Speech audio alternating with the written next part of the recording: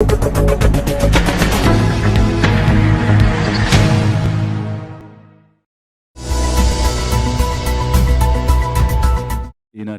మన పాలన మీ సూచన కార్యక్రమానికి విచేసిన గౌరవ ముఖ్యమంత్రి వారికి వైఎస్ జగన్మోహన్ రెడ్డి గారికి సాదర స్వాగతం తెలియజేస్తున్నాము. అలాగే మంత్రివర్యులు గౌతమ్ రెడ్డి గారు, పేరి నాని గారు, బొత్స సత్యనారాయణ గారు, అడ్వైజర్స్ గౌరవనీయులు సజ్జల రామకృష్ణారెడ్డి గారు, ఏపీఐసి చైర్మన్ రోజా గారు, చీఫ్ సెక్రటరీ మేడం నీలం సాని గారు, ఇంకా ఈ వివిధ శాఖల కార్యదర్శులు, అధికారులు, మరి ముఖ్యంగా రాష్ట్రం నలుమూల నుంచి అలాగే ఇతర రాష్ట్రాల నుంచి కూడా ఈ సదస్సులో పాల్గొనడానికి విచేసిన ప్రతి ఒక్కరికి ముందుగా స్వాగతం, నమస్సుమాంజలి తెలియచేస్తూ, ఈ సంవత్సర కాలంలో ఈ పారిశ్రామిక అనుబంధ రంగాలలో ఏ రకమైనటువంటి ప్రగతి ఈ రాష్ట్రంలో జరిగిందనేది, ఈ రాష్ట్రంలో ఒకవైపు సంక్షేమం, మరొక వైపు అభివృద్ధి, రెండు సమతుల్యతతో ఏ విధంగా ముందుకు తీసుకువెళ్తున్నారు అనేది సాక్షాత్తు ముఖ్యమంత్రి గారి నోటి ద్వారానే విందాము. గౌరవ ముఖ్యమంత్రి గారు వైఎస్ జగన్మోహన్ రెడ్డి గారిని వారి యొక్క సందేశం ఇవ్వాల్సిందిగా కోరుతున్నాము.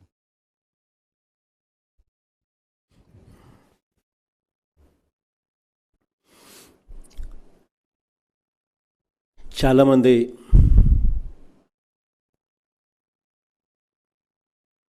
పారిశ్రామికవేత్తలు కూడా, పెద్ద పెద్ద పారిశ్రామికవేత్తలు కూడా ఇక్కడికి రావడం జరిగింది, ఇక్కడ కూర్చొని ఉన్నారు.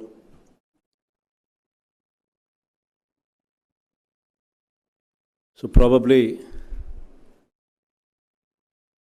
అట్ ది సేమ్ టైం ఇది లైవ్ టెలికాస్ట్ కూడా ఉంది కాబట్టి రాష్ట్ర ప్రజలందరికీ కూడా ఈ సంవత్సర కాలం పరిపాలన గురించి కూడా, ఇండస్ట్రియల్ సెక్టర్ మీద నుంచి కూడా ఒక మెసేజ్ కూడా పోవాల్సి ఉంటుంది. కాబట్టి కొంచెం I will go in a mix and match of both English and Telugu, just in case mister Kim, just in case if you're not able to understand a little bit of me when I speak in Telugu, please bear with me.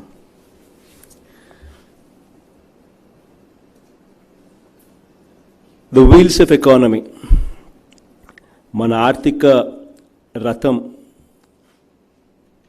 నడవాలి అని అంటే వ్యవసాయం అన్నది ఒక చక్రం అయితే, రెండో చక్రం పారిశ్రామిక సేవా రంగాలు. ఈ మూడు రంగాలలో అభివృద్ధి అన్నది కనిపించగలిగితేనే, చూపించగలిగితేనే వీల్స్ ఆఫ్ ఎకానమీ పరిగెత్తగలుగుతాయి. ఇక్కడ రాష్ట్రం విడిపోయిన తర్వాత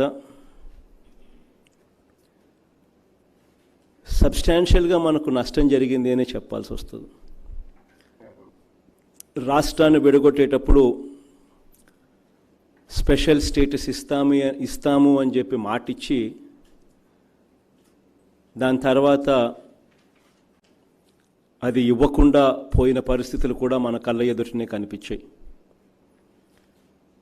స్పెషల్ స్టేటస్ కన్నా వచ్చి ఉంటే ఇండస్ట్రీ రాయితీలు, ఇండస్ట్రియల్ ఇన్సెంటివ్స్ ఇంకా ఎక్కువగా అందుబాటులోకి వచ్చి ఉండేటివి. సెంట్రల్ గవర్నమెంట్ బర్డన్ను షేర్ చేసి ఉండేది. సబ్స్టాన్షియల్ బర్డన్ సెంట్రల్ గవర్నమెంటే తీసుకునే పరిస్థితి ఉండేది. అప్పుడు income tax exemptions, GST exemptions, ఇటువంటి అనేకంగా వచ్చి ఉండేటివి. వాటి వల్ల ఇంకా పరిశ్రమల్లో ఇంకా ప్రోత్సాహం ఇంకా ఎక్కువ ఉండేది. బట్ అన్ఫార్చునేట్లీ 2014 నుంచి 2019 దాకా ప్రభుత్వం, కేంద్ర ప్రభుత్వము, రాష్ట్ర ప్రభుత్వాలు కలిసి కాపురం చేసినా కూడా, even when they were together, special స్టేటస్ను రాష్ట్రం తెచ్చుకోలేకపోయింది. దాని తర్వాత ఎలక్షన్స్ వచ్చాయి. ఎలక్షన్స్లో కూడా వైఎస్ఆర్ కాంగ్రెస్ పార్టీ, మన పార్టీ దేవుడి దయతో we had an overwhelming victory. 22 out of 25 parliament seats in sweep చేసాం. 175 అసెంబ్లీ సెగ్మెంట్స్కు 151 స్వీప్ చేసాం. ఇటువంటి మెజారిటీ వచ్చినప్పుడు కేంద్రంలో కూడా వాళ్ళకు గన సంపూర్ణమైన majority రాకపోయిందంటే, had they not gotten the halfway mark, then definitely state would have benefited. We would have had a bargaining edge. We were open to the idea of going together with anybody as long as they give us special category status. So unfortunately, అది కూడా జరగల. కారణం ఏంటంటే they had an absolute number to themselves. So మనతో అవసరము పని పడే పరిస్థితి కూడా లేకుండా పోయింది. కాబట్టి స్పెషల్ కేటగిరీ స్టేటస్ మళ్ళీ మనకు కాస్త దూరంగా కనిపించే పరిస్థితిలో ఇవాళ మనం ఉండవలసిన పరిస్థితి వస్తూ ఉంది. బట్ అడగడం మానేస్తే అది ఏ రోజు మనకు రాదు అన్న సంగతి పూర్తిగా తెలిసిన వ్యక్తిని నేను. ఈరోజు కాకపోతే రేపైనా వస్తుంది. అది ఈరోజు కాకపోయినా రేపైనా కేంద్ర ప్రభుత్వం మన మీద ఆధారపడే రోజు ఎప్పుడైనా వస్తుంది. వచ్చిన ఆ రోజున ఆంధ్ర రాష్ట్రంలో ఇది ఇస్తే మేము మద్దతు ఇస్తాము సంపూర్ణంగా అని చెప్పి మన ఆలోచన ఎప్పుడైనా కూడా ముందుకు తీసుకొని వస్తాం. అప్పుడు స్పెషల్ కేటగిరీ స్టేటస్ అన్నది ఎప్పుడో ఒకసారి అది రియలైజ్ అవుతాం. బట్ ఆల్ దట్ అపార్ట్, అవన్నీ జరగలేదు. అయినా కూడా we would have to move forward, ముందుకు వెళ్ళాలి. అవి లేకపోయినా కూడా రాష్ట్రం అభివృద్ధి బాటలోకి తీసుకొచ్చే దానికోసం మనం ఏం చేయగలిగితే అవన్నీ చేసుకుంటూ పోయి whatever we can do, we should be in a position to do. Whatever confidence we can give, we should be in a position to give. ఇవి మాట్లాడేటప్పుడు నేను గట్టిగా నమ్మేది ఏమిటి అని అంటే, వర్డ్ షుడ్ మీన్ సంథింగ్. మనం ఏదైనా చెప్పేసరికి ఆ మాటల్లో నిజాయితీ ఉండాలా, ఆ మాటల్లో నిబద్ధత ఉండాలా. What is the point? నేను కూడా గత ప్రభుత్వం మాదిరిగానే నేను కూడా 20 లక్షల కోట్ల పెట్టుబడులు, 40 లక్షల ఉద్యోగాలు సాధించాము అని ఏ రకంగా లాస్ట్ గవర్నమెంట్లో మనం మాటలు విన్నాము, అదే మాటలే నేను కూడా మాట్లాడడం మొదలు పెడితే it's not going to make any sense. Last గవర్నమెంట్లో మాట్లాడిన కొన్ని మాటలు ఎలా ఉన్నాయి అని అంటే, 20 లక్షల కోట్ల పెట్టుబడులు, 40 లక్షల ఉద్యోగాలు అంటూ ఒకరోజు, నెలకో ఫారిన్ కంట్రీ వంటివి హడావిడి, 50,000 కోట్ల రూపాయలతో సెమీ కండక్టర్ పార్కును నెక్స్ట్ ఆర్బిట్ ఏర్పాటు చేస్తుంది అని ఒకరోజు, ఎయిర్ బస్ వచ్చేస్తూ ఉందని ఒకరోజు, మైక్రోసాఫ్ట్ వచ్చేస్తూ ఉందని ఒకరోజు, బుల్లెట్ ట్రైన్ వచ్చేస్తూ ఉందని మరో రోజు, హైపర్ లూప్ వచ్చేస్తూ ఉంది అని మరో రోజు. ఇవి సరిపోవు అన్నట్టుగా ఈ మధ్యకాలంలోనే దివాలా తీసిన బిఆర్ శెట్టి ఈ పక్కనే 1500 పడకల ఆసుపత్రి కోసం 6,000 కోట్లతో తాను దిగుతున్నాడు అని, ఇలాంటి అబద్ధాలు, ఇలాంటి గ్రాఫిక్సు, ఇవే మాటలు నేను కూడా చెప్పడం మొదలు పెడితే ఎక్కడా కూడా న్యాయం అనేది ఉండదు. గతంలో చూసినప్పుడైతే ఆశ్చర్యం కల్పించే మాటలు ఏంటంటే, ఈజ్ ఆఫ్ డూయింగ్ బిజినెస్ గురించి గొప్పగా చెప్పుకునేవాళ్ళు. ఆంధ్ర రాష్ట్రం ఈజ్ ఆఫ్ డూయింగ్ బిజినెస్లో టాప్ 1, 2, 3 స్థానంలో మన ఆంధ్ర రాష్ట్రం ఉంది అని చెప్పి. ఈజ్ ఆఫ్ డూయింగ్ బిజినెస్ అంటే ఏమిటో నిజంగా నాకు అర్థం కాల.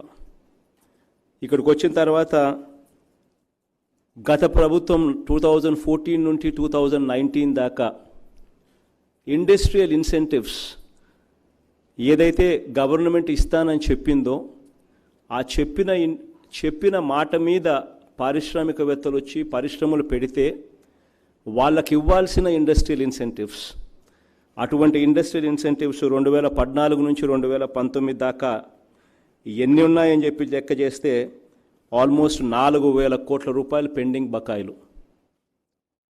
4,000 కోట్ల రూపాయలు pending బకాయిల్లో almost 968 crores is pertaining to MSME segment. 2014 నుంచి 2019 దాకా ఇండస్ట్రియల్ ఇన్సెంటివ్స్ ఇస్తామని చెప్పి పారిశ్రామికవేత్తలతో పరిశ్రమలు పెట్టించి ఆ బకాయిలు, ఆ ఇండస్ట్రియల్ ఇన్సెంటివ్స్ ఇవ్వలేని పరిస్థితిలో రాష్ట్రం ఉంటే how can we even claim that ease of doing business మన రాష్ట్రంలో చాలా బాగుంది అని? How can we even claim that? Worst part ఏందనంటే ఇదొకటే కాదు, వర్స్ట్ పార్ట్ డిస్కామ్స్కు the moment we took over the reins of the state, డిస్కామ్లకు ఎంత అప్పులు ఉన్నాయని చెప్పి చూస్తే డిస్కామ్స్లో బకాయిలు అంటే పవర్ ప్రొడ్యూసర్స్ దగ్గర నుంచి కొనుగోలు చేసిన డబ్బును బకాయిలు ఎంత పెట్టింది అని అంటే 20,000 crores బకాయిలు పెట్టింది. అంటే last 14 months of previous government they stop paying.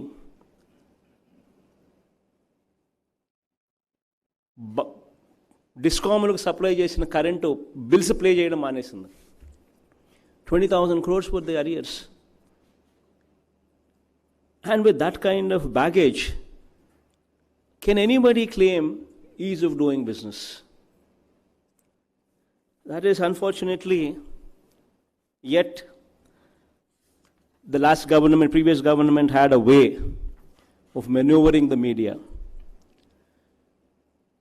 And so అందరూ ఈజ్ ఆఫ్ డూయింగ్ బిజినెస్ అంటారు. So ease of doing business. డావోస్కు పోతారు ఎవ్రీ ఇయర్, క్రమం తప్పకుండా. ఎవ్రీ 2 months ఫారిన్ కంట్రీకి పోతారు క్రమం తప్పకుండా. అబద్ధాలు చెప్పిందే డబ్బాలు కొడతా ఉంటారు. And we have unfortunately a negative media, or rather their side positive media, which is అబద్ధాలు చెప్పడానికి ఏమాత్రం వెనకాడకుండా అబద్ధాలు చెప్పేస్తా పోతా ఉంటారు. అవన్నీ నేను చెప్పలేను. what we can do, what we have done in the last 1 year, నిజాయితీగా what we can do అనేది చెప్తాం. పారిశ్రామికవేత్తలకు నేను ఇచ్చే ఒకే ఒక గ్యారంటీ ఏమిటి అని అంటే, what we speak we will stand by it. నిబద్ధత, నిజాయితీ, ఇది ఖచ్చితంగా మాలో ఉన్నాయి. ఖచ్చితంగా ఏదైతే చెప్తామో ఖచ్చితంగా డెలివర్ చేస్తామని మాత్రం చెప్తున్నాం. అండ్ హెరాస్మెంటు ఎక్కడా ఉండదు. నిజంగానే our government would be a very proactive government అని కూడా ఖచ్చితంగా చెప్తా ఉన్నాను. పారిశ్రామికంగా మౌలిక సదుపాయాల పరంగా Andhra Pradesh has got certain strengths. మన బలాలు మనకున్నాయి. ఆ స్ట్రెంగ్త్స్ దేశ చరిత్రలో ఏ రాష్ట్రంలో కనీవిని ఎరగని సుస్థిర ప్రభుత్వం ఆంధ్ర రాష్ట్రంలో ఉంది. This is our strength. We have a proactive government and a very stable government. 175 assembly కాన్స్టిట్యున్సీస్కి గాను 151 అసెంబ్లీ స్థానాలు గెలుచుకొని 86% ఆఫ్ ది లెజిస్లేచర్ సీట్స్ గెలుచుకొని ఒక stable government, proactive government Andhra రాష్ట్రంలో ఉంది. ఆంధ్ర రాష్ట్రంలోనే కాకుండా దేశంలోనే 4th లార్జెస్ట్ పార్టీ కూడా వైఎస్ఆర్ కాంగ్రెస్ పార్టీ.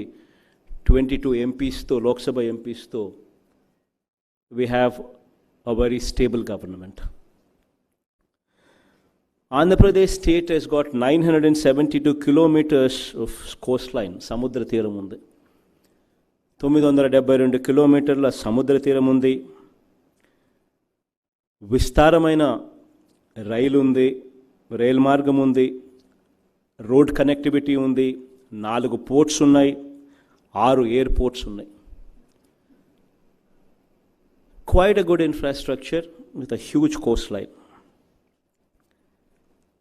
గర్వంగా చెప్పాల్సిన మాట ఒకటి ఉంది. అవినీతికి తావు లేకుండా గతంలో ఇండస్ట్రియల్ ఇన్సెంటివ్స్ కోసం నాకు బాగా గుర్తుంది. Even industrial incentives were for sale.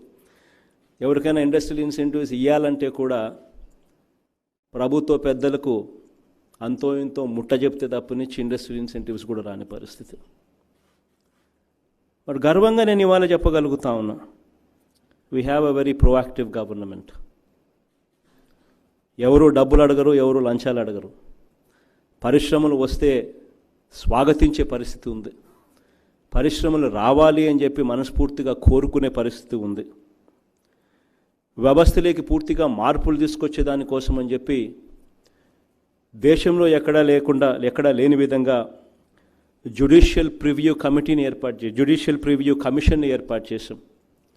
ఏదైనా టెండర్లు ఆంధ్ర రాష్ట్రంలో జరిగేటప్పుడు it is first vetted by a judge before even it goes for tendering process. Tendering ప్రాసెస్లో కూడా సంస్కరణను తీసుకొచ్చే విధంగా దేశంలో ఎక్కడా లేని విధంగా రివర్స్ టెండరింగ్ ప్రాసెస్ను కూడా తీసుకొచ్చే కార్యక్రమం చేసాం. where people can actually start bidding.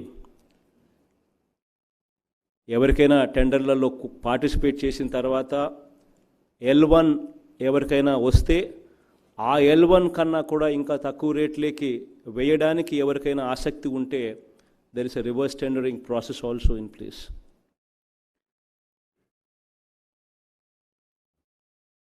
Law and order పరంగా దేశంలోనే అత్యుత్తమ పోలీసింగ్ వ్యవస్థ ఆంధ్ర రాష్ట్రంలో ఉంది. సో మచ్ సో దట్ ఈరోజు గ్రామ స్థాయిలో కూడా, గ్రామ సెక్రటేరియట్లో కూడా దేస్ అ మహిళా కానిస్టేబుల్ ఆల్సో ప్రెజెంట్ దర్. ఆ స్థాయి దాకా వెరీ సాలిడ్ పోలీసింగ్ వ్యవస్థ కూడా ఆంధ్ర రాష్ట్రంలో ఉంది. ఇప్పటికే దాదాపు 1,00,000 కోట్ల మేరకు our exports there. We have exports to the tune of almost 1,00,000 crores. Pharma కానివ్వండి, చేపలు రొయ్యల విషయంలో కానివ్వండి, వ్యవసాయ ఉత్పత్తులు కానివ్వండి, టొబాకో కానివ్వండి, కాఫీ కానివ్వండి, అన్నీ కలిపి almost more than 1,00,000 crores exports కూడా ఆంధ్ర రాష్ట్రం నుంచి కూడా చేసే పరిస్థితిలో ఆంధ్ర రాష్ట్రం ఈరోజు ఉంది. ఆంధ్ర రాష్ట్రంలో విద్యుత్ కొరత లేదు. విస్తృతమైన బ్యాంకింగ్ వ్యవస్థ ఉంది. We have a solid banking network almost to the grass root level up to the village level.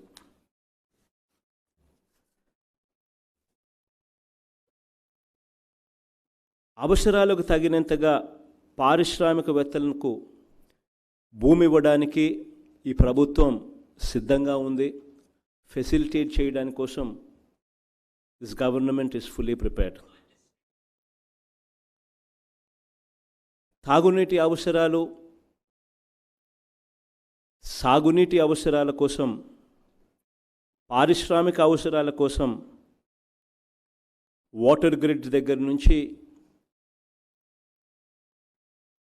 సాగునీటికి canal systems నుంచి పారిశ్రామిక అవసరాలకు సైతం అష్యూర్డ్ వాటర్ ఇచ్చే విధంగా వేగంగా డెవలపింగ్ ప్రాజెక్ట్స్. ప్రాథమిక స్థాయి నుంచి ఇంగ్లీష్ మీడియం అమలు చేయటం ద్వారా it's a policy matter what weave taken that all government schools henceforth would be English medium with Telugu as a compulsory subject. వచ్చే 10 ఏళ్లలో, రానున్న 10 ఏళ్లలో సేవా రంగానికి అద్భుతమైన మానవ వనరుల్ని అందించే పరిస్థితిలోకి మన రాష్ట్రం పోతుంది దీనివల్ల అని చెప్పి కూడా గొప్పగా చెప్పగలుగుతా. Not only is this a revolutionary step, keeping in mind 10 years down the line how our state would be, but also to improve our GER ratio, gross enrollment ratio. Usually we compare ourselves to the BRICS countries. Brazil, Russia, India, China, South Africa, ఈ దేశాలతో usually there's a comparison. Because we say we have similar economies and చెప్పి we usually compare ourselves to the BRICS. Russia has got GER ratios చూస్తే అంటే gross enrollment ratio, number of children who are actually enrolling themselves into colleges, post-intermediate, people who are actually enrolling into colleges for professional courses, be it degree, be it engineering, be it any of these professional courses. ఎంతమంది, how many of them are being enrolled అని చెప్పి చూస్తే Russia speaks of a number of 82%, China speaks of a number of around about 50-51%, Brazil also speaks of around about a number of around about 50 to 51%. Whereas India దగ్గరికి వచ్చేసరికి we speak of a number of around about 26-28%. This is what our gross enrollment ratio is there. To change this, we've made sure that a policy is taken of 100% fees reimbursement for children who are actually studying, who are pursuing higher education. The GER ratio marchi to make sure that we give to any of these industries, we give a talented manpower, a skilled manpower. We're making sure that revolutionary steps are taken in the field of education, like for instance 100% fees reimbursement. We've gone ahead to pass an act which entitles 75% local reservations to the localites. ఇది తీసుకొచ్చేటప్పుడు, when we wanted to bring about this, తీసుకొచ్చేటప్పుడు some of them, without proper understanding, questioned the 75% local reservation motto. But what is very important is, if local people do not cooperate, if local people do not want an industry to come, if there is no positive environment towards industry itself would not come. So to motivate localites, to motivate people to come forward, to give away their lands, to give their lands at affordable rates, to encourage industry to be established, 75% local reservation, that hope in people that if this factory comes up, we would get jobs there in that factory. That hope తీసుకొచ్చేదాని కోసం, ఒక positive industry, positive environment తీసుకొచ్చేదాని కోసం, the 75% local reservation plays a very big role. ఆ చట్టాన్ని కూడా తీసుకొచ్చాం. Professional కోర్సెస్లో engineering, be it these degree courses currently available, ఇవన్నీ కూడా they're quite obsolete. వీటిలో కరికులం చేంజెస్ తీసుకొస్తా ఉన్నాం. జాబ్ ఓరియంటెడ్ కరికులంను తీసుకొచ్చి we're trying to bring about a total sea change in the way education is taught, where internship is now going to be mandatory. So while pursuing education, professional courses, during the summer vacation and during the last semester of the course, mandatoryగా internship కోసం పెడతా ఉన్నాం. So that it becomes more job oriented courses ను తీసుకొచ్చే కార్యక్రమం చేస్తా ఉన్నాం. So the thrust has always been to improve the quality of manpower. ఇవన్నీ కూడా we can claim them as our strengths. ఈ సంవత్సర కాలంలో కూడా మనం ఏం చేయగలిగాము అని చెప్పి ఒక్కసారి ఆలోచన చేస్తే, in this 1 year period, if we look back and see what have we done after we have come into power అని చెప్పి ఒకసారి గమనించినట్లయితే, చూసినట్లయితే, if we ask ourselves that question, then అధికారంలోకి వచ్చిన వెంటనే, the moment we came to power, 2.5 నెలలు కాకమునిపే, within 2.5 months, diplomatic outreach program అని ఒకటి లాంచ్ చేసాం. ఆల్మోస్ట్ 34 దేశాల నుంచి అంబాసిడర్స్ను we've invited them. కొత్త ప్రభుత్వంతో కలిసి పనిచేయాల్సిందిగా we've extended our invitation. కొత్త ప్రభుత్వంతో కలిసి పని చేయాల్సిందిగా ఆహ్వానం పలికాం. మన రాష్ట్రంలో పెట్టుబడులు ఏ రంగాల్లో అవసరం ఉన్నాయో అవన్నీ కూడా వివరించడం జరిగింది. పరిశ్రమలను ఎంకరేజ్ చేస్తున్నాం కాబట్టే నాకు బాగా గుర్తుంది, వైల్ ఇవన్నీ ఎంకరేజ్ చేసే కార్యక్రమాలు ప్రోయాక్టివ్గా చేస్తూ ఉన్నప్పుడే మన మీద అసూయతో గత ప్రభుత్వంలో ఉన్న పెద్ద మనుషులు ఒక section of negative media they were literally saying Kia వెళ్ళిపోతుంది అని చెప్పి news items on Kia. I was shocked. Why would Kia go? I mean, what exactly did we do to push Kia away? Then immediately, Papam, managing director of Kia, Papa Mr. Kim, he was such a wonderful man. He came forward and he tweeted. He gave a press release. Why would we go? We have a very proactive Andhra government. Why would we go? In spite of all these things, the whole environment for negative media and unfortunately a negative ex-chief minister, party who's currently in the opposition, they have this capability so much so to spread lies. అబద్ధాలు చెప్పడంలో ఒక దిట్టలు. పరిశ్రమలకు సానుకూల environment ఉంది కాబట్టే, ప్రొయాక్టివ్గా ప్రభుత్వం ఉంది కాబట్టే ఎంకరేజ్ చేసే పరిస్థితి ఈ రాష్ట్ర ప్రభుత్వం చేస్తున్నది కాబట్టే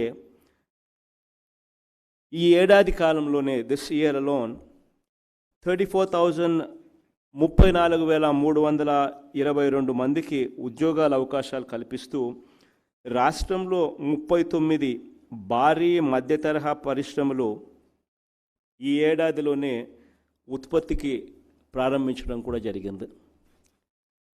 If we were not proactive, why would anybody continue with their idea of setting up their factories in Andhra Pradesh?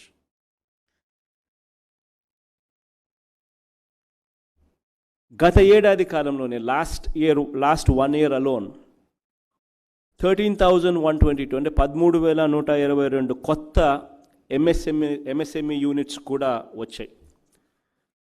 వీటి ద్వారా 2,503 కోట్ల పెట్టుబడులు రాగా 63,897 మందికి ఉద్యోగాలు కూడా ఇవ్వడం కూడా జరిగింది. ఇంకా కోవిడ్ టైం కాబట్టి they are running at not full capacity, but the moment the economy opens up ఇవన్నీ కూడా they will be running at an optimum capacity, and the jobs also will open up in a better way. మరో 11,548 కోట్లతో పరిశ్రమలు పెట్టేందుకు 1,466 కంపెనీలు సన్నద్ధంగా ఉన్నాయి. APIIC ద్వారా వివిధ పరిశ్రమలకు ఇప్పటికే 1,613 ఏకర్స్ భూముల కేటాయింపు కూడా జరిగింది. మరో 20 ప్రముఖ సంస్థలు కూడా ఆసక్తి చూపిస్తా ఉన్న పరిస్థితి కూడా ఇవాళ ఆంధ్ర రాష్ట్రంలో ఉంది. రాష్ట్రంలో ఎంఎస్ఎంఈస్ యూనిట్స్ ఏదైతే ఉన్నాయో, సూక్ష్మ చిన్న మధ్య తరహా పారిశ్రామిక యూనిట్లు సంక్షోభంలో కొట్టుమిట్టాడుతూ ఉంటే వాటిని ఆదుకునేందుకు అధికారంలోకి వచ్చిన వెంటనే కార్యాచరణలు కూడా చేశాం. వీటిని ఆదుకోగలిగితేనే because around about 98,000 MSME units which actually gave an employment to close to 10 lakh people. వీటిని నిలబెట్టుకోగలిగితేనే గ్రామీణ ప్రాంతాలలో అదర్ దెన్ అగ్రికల్చర్, వ్యవసాయం కాక మరో ఉద్యోగ అవకాశాలు ఏదైనా నిలబడగలుగుతాయి, కల్పించగలుగుతాం, నిలబడగలుగుతాయి. సో వీటి కోసం అని చెప్పి ఇవన్నీ కూడా ఇబ్బందులకర పరిస్థితిలో ఉన్నాయని చెప్పి బ్యాంకుల్లో లోన్లు కూడా కట్టలేని పరిస్థితిలో ఉన్నాయని చెప్పి వెంటనే వైఎస్ఆర్ నవోదయం అని చెప్పి ఒక కొత్త పథకం తీసుకొచ్చి దాదాపు 81,000 మంది 81,000 MSMEస్కు 2,300 crores మేరకు ప్రయోజనాలు కల్పించే విధంగా వాటి పునరుద్ధరణకు బ్యాంకులతో మాట్లాడి వాటికి సంబంధించిన ప్యాకేజ్ కూడా తయారు చేసి వాళ్ళకు తోడుగా నిలబడ్డాం. ఇవి కాక పారిశ్రామిక రంగానికి ఆదుకోవడం కోసం మనసు పెట్టి ధ్యాస పెట్టి ఆలోచన చేశాం. కాబట్టే కోవిడ్ సమయంలో ఈ చిన్న చిన్న MSMEs ఏదైతే మూతపడిపోయే పరిస్థితిలోకి వచ్చాయో వాటిని తెరిపించడం కోసం, మళ్ళీ వాటిని గాడిలో పెట్టడం కోసం, even if it means 968 crores of rupees industrial incentives బకాయిలు 2014 నుంచి 2019 దాకా పెండింగ్లో పెట్టిన బకాయిలు కూడా మన ప్రభుత్వం అధికారంలోకి వచ్చిన తర్వాత ఇప్పుడు కోవిడ్ సమయంలో మన ఆర్థిక ఇబ్బందులు మనకు ఉన్నా కూడా, in spite of our difficulties while facing COVID, we've still gone ahead and said we're going to give them the pending industrial incentives of 968 crores. ఇందులో భాగంగానే first trans 450 crores has already been given to the MSMEs this month. And June 29వ తారీఖున, June 29th నాటున we're going to be giving them the balance 500 crores also, so that these MSMEs get industrial incentives పెండింగ్లో ఉన్నటివి ఏదైతే is of doing business అని చెప్పి ఎగరగొట్టిన పరిస్థితుల నుంచి where we are actually really making it ease of doing business. Real estate రంగంలో నమ్మకానికి మారుపేరుగాంచిన సంస్థ ఎస్ఎస్ స్వర్ణ వెంచర్స్ సొంతింటి కలను సాకారం చేసేందుకు అన్ని రకాల హంగులతో అతి తక్కువ ధరలో ఫ్లాట్లు అందజేస్తున్న సంస్థ ఎస్ఎస్ స్వర్ణ వెంచర్స్. కీసర నుండి భోగారం వెళ్ళు రహదారిలో ప్రశాంత వాతావరణంలో 6 ఎకరాల విస్తీర్ణంలో ఫ్లాట్లను అందుబాటులోకి తెచ్చింది ఎస్ఎస్ స్వర్ణ వెంచర్స్. అన్ని సౌకర్యాలు అతి చేరువలో అతి తక్కువ ధరలో అందరికీ అందుబాటులో గల ఈ అవకాశాన్ని వినియోగించుకునేందుకు వెంటనే సంప్రదించండి, మంచి ఫ్లాట్లను ఎంచుకోండి. ప్లీజ్ కాంటాక్ట్ 9030232291 మరియు 949137